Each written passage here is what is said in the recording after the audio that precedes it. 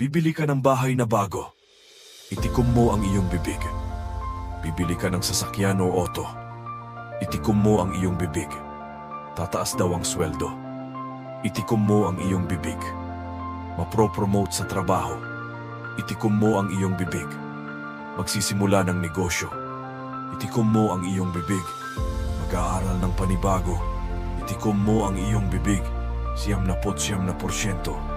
Ang dahilan kung ba't ang ating mga plano ay nabibitin pa at di nagkakatotoo kahit matutupad na sana ang mga ito ay dahil sinasabi natin ng maaga sa maling tao. Mali ang lugar, mali ang oras, mali ang tiyempo.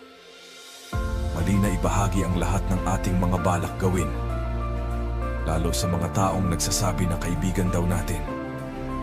Lagi mong tandaan na ang inggit ay sapat na pagkain para ikaw ay kanilang paulit-ulit na sira